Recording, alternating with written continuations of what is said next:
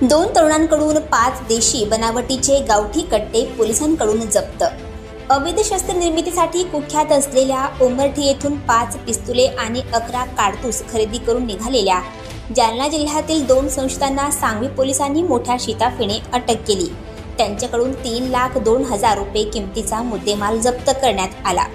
जिल्हा पोलीस अधीक्षक श्रीकांत धिवरे यांनी गुन्ह्याची माहिती देताना सांगितले की मध्य प्रदेशातील अवैध शस्त्र निर्मितीसाठी कुख्यात असलेल्या उमरठी येथून गावठी पिस्तुले घेऊन संशयित महाराष्ट्रात येणार असल्याची माहिती निरीक्षक श्रीराम पवार यांना मिळाली होती।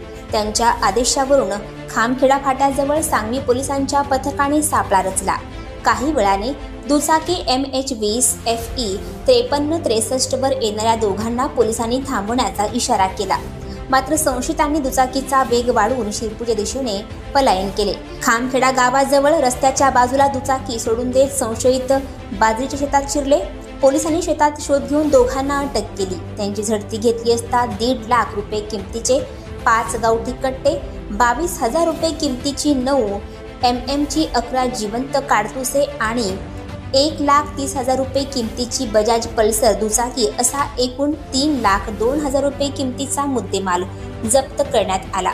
संशयितांमध्ये बाबासाहेब रामभाऊ मिसाळ वय वर्ष 28 राहणार जानेफळ तालुका भोकरदन जिल्हा जालना हल्ली मुक्काम छत्रपती संभाजीनगर व परमेश्वर भाऊसाहेब मिसाळ वय वर्ष 26 राहणे देवळी गव्हाण तालुका जाफराबाद जिल्हा जालना यांचा समावेश आहे। त्यांच्या विरोधात सांगवी पोलीस ठाण्यात गुन्हा दाखल करण्यात आला।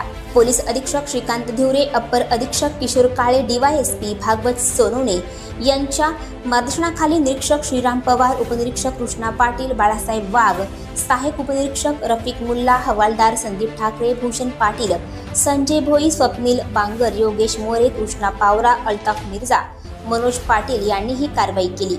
इथले सिनियर PI श्रीराम पवार आणि भूषण पाटील यांना अशी बातमी मिळाली होती की मध्य प्रदेशमध्ये जे उमरठी गाव आहे त्या उमरठी गावामधून 2 इसम काही कट्टे विक्रीसाठी येथे आणत आहेत।